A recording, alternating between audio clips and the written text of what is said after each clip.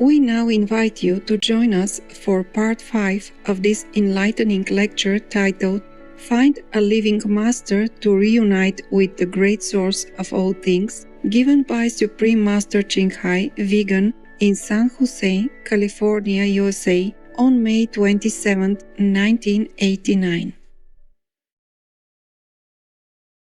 Peace for Ukraine or Ukraine. Người ngồi đó đẹp từ chân đến trán, tóc tơ vàng và mắt biếc đại dương, đà nam rồng môi chín mộng hồng, lời ngọt liềm từng ngón đàn tha thiết. What is God in your term? God is that. God is that. Oh my God. What is God? If you want to know, I can let you know in a few minutes at the initiation. But if you ask me, I'm also lost again. I can only tell you that God is the greatest power that you can ever imagine, the greatest love that you can ever have, the greatest satisfaction that you can ever long for. His will, God or whoever that power, the Buddha nature, the highest love, the highest ideal in the universe, that is God. And when you get that, you become higher. You become everything. You can accomplish everything. That is what God is. But so little people know God because they think they have everything in this life already. To talk about God is so abstract, and no one understands that. And it's difficult for the one who has realized God to even talk about it, because we human beings with a poor language and limited understanding cannot perceive God by explaining, but by self-knowing and realizing my own experience. The Kuan method is the method to know God quickly, immediately, and every day you know Him again and again. Every day after initiation, He looks after you. Then you know there is God. Is that all right? Why is there an age limitation to initiation? The same thing. Because sometimes people, when they get too old, they are a little bit confused in the mind and they cannot understand the instructions, or they cannot follow the vegan diet. That's all. If you could and your mind is still very clear, then you're welcome. No limit. Even 80 years old. The soul is forever young. It's only the mind that we need in practice. Because if the mind doesn't grasp what is talked about, then he won't accept it. And he won't let it go through. It is a gatekeeper. If you're not friendly with him, he won't let you come in. If people are reborn, why is the world population increasing? Because people are reborn. Because most people are not enlightened and not liberated. Therefore, the world population increases. Because there are some from hell that come up to be incarnated as human beings. They are animal kingdom beings. After paying their retribution as animal people, they come back and become human. The more cow, duck, chicken, pig people we eat, the more overpopulated the world will be. These souls have to find some revenge field for these actions. Also, there are some angels, some people from paradise. After some period of many thousand years or 100 years, they will reincarnate again on earth as a human being. Therefore, the world is always overpopulated. If we are created in God's image, then why are we so ignorant? Why didn't God create us enlightened? He has created us enlightened. It is that we don't walk with the light, we put it behind. We hide the light, we hide our light in the closet. If you want to know where the light is, you just get initiation and immediately see it. There's no need to ask God why His is not so loving. His is so loving. It is we don't use it. Just like you put your eyeglasses on your head, then you telephone somewhere and then go around looking for your eyeglasses. It is here. You can immediately see it. That's why it's a pity people don't see it. And I'm wondering every day. It's so easy to see God. This is a work of the negative force. What is the role of, I don't know what's that. What is the role of tantric ritual? What is yoga, right? Is that right? Tantric yoga is like this. The real tantric is the secret practice of kind of meditation. Why is it secret? Since ancient times, the master's life are in danger. You can see, for example, many Indian saints are slain alive. Christ was nailed on the cross. Buddha was nearly assassinated and attacked nearly every day in his life. So the ancient masters were hiding themselves very well. So whenever you want to come to a master, it's difficult. So they call it a secret doctrine, secret way of practice. Now, tantric is one part of it. The real tantric is the practice of the Kuan method, the method of enlightenment. But nowadays, everything changes. After the real master died, everything changes. So, as with any religion or any sect, any kind of practice. So, again and again, a real master always has to be reborn in order to correct the proper method and tell people what is the correct one. But whenever the real masters come, people reject them, thinking, no, I practice tantric, I practice Buddhism, I practice Catholicism, and that's enough. They do not know that the living master is important.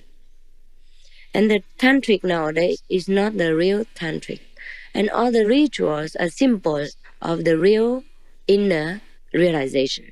For example, if you light the candles and the light, beat the drums and the gongs and ring the bells, these are symbols of the inner realization, the inner light and the inner drums, the inner bells, the inner conch, etc. So in any ritual, they blow a lot of music, they play a lot of music, and they light a lot of candles. In any church, in any practicing center, these symbolize the inner power, the inner realization, the inner light, and the inner sound. Now they only have rituals and no essence, no realization. And what is yoga? So was it yoga? Choga. Yoga, I don't know.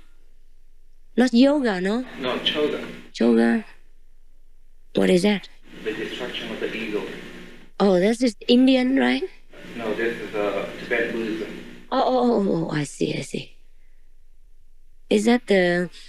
Just tell me a little bit about it and then I understand what it means. It's the ability to ritual to destroy the ego. Chud. The ritual of chud. Oh, the person go in near a dead person or a tomb, put in a tent over there, and every day kind of punishing himself and telling himself, I trample upon the ego and all that kind of thing. Oh, that is their practice. Sometimes it makes the person become crazy by this practice, more often like that. But the master will not care about this.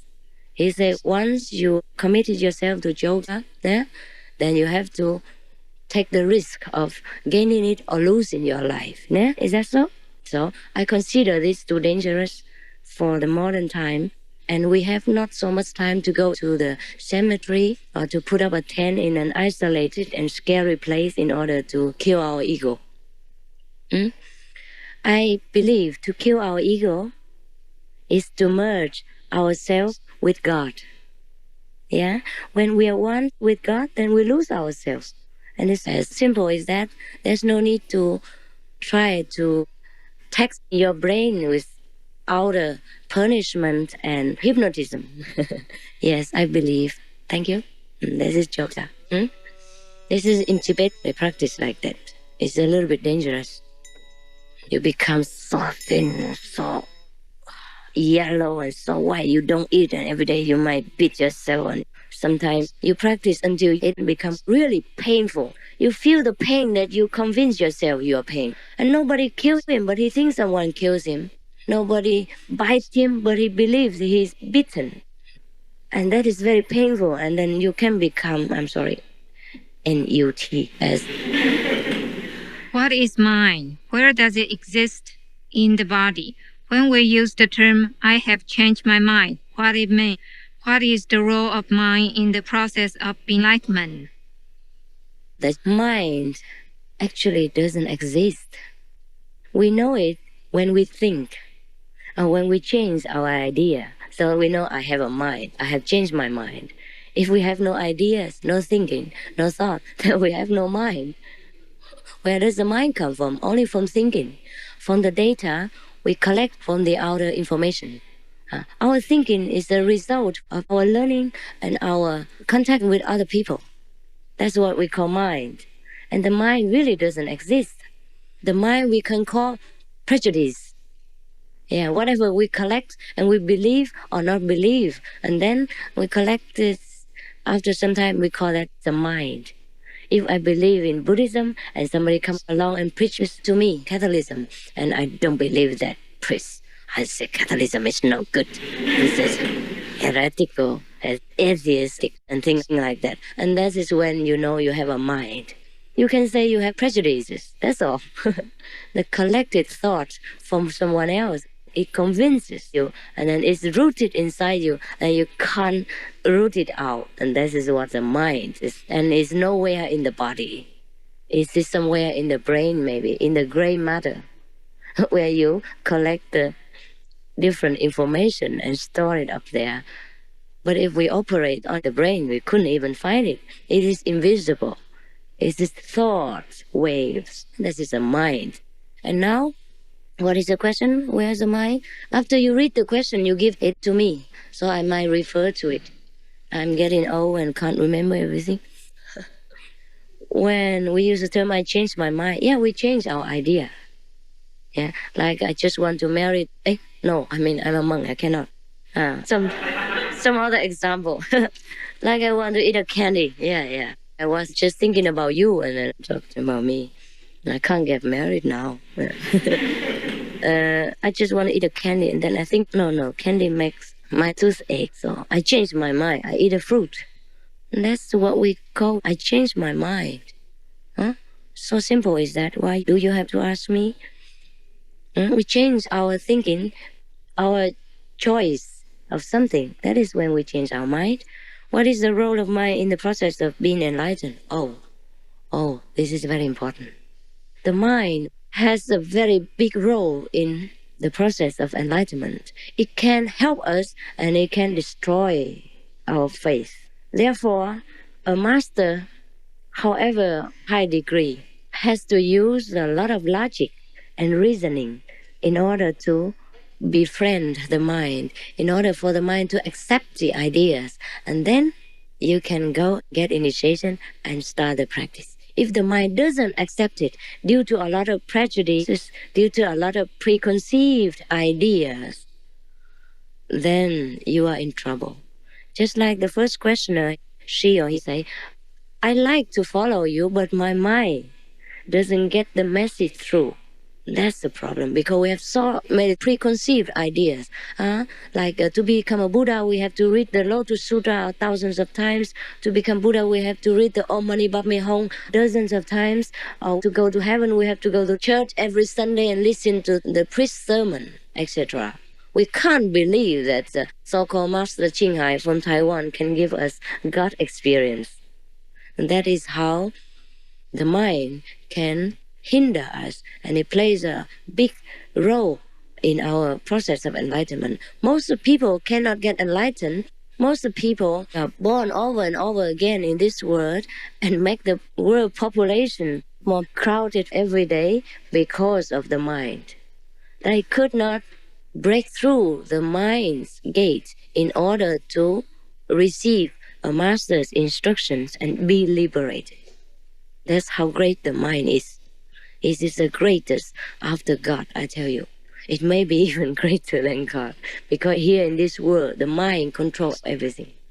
The preconceived ideas, the prejudice, the collected data control everything. And let us forget our inborn nature and make us forget we are not these preconceived ideas. We are not to forget our judgment. We have to find our inborn wisdom. But the mind is always in between. And this is how the world is overpopulated. The mind. Ta lặng yên kể bao chuyện nhiệt, từng lời ca như mật rót vào tim, buồn lân lân theo cung bậc êm đềm, trong rung cảm ta ngỡ ngàng chiêm ngưỡng.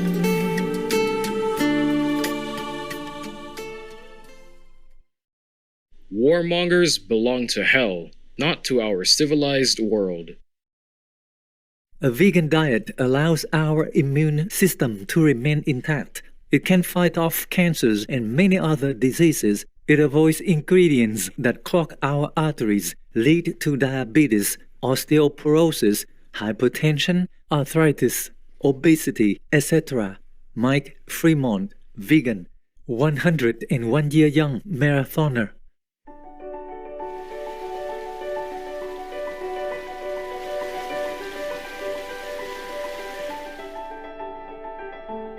Elegant viewers, thank you for your presence today for Words of Wisdom.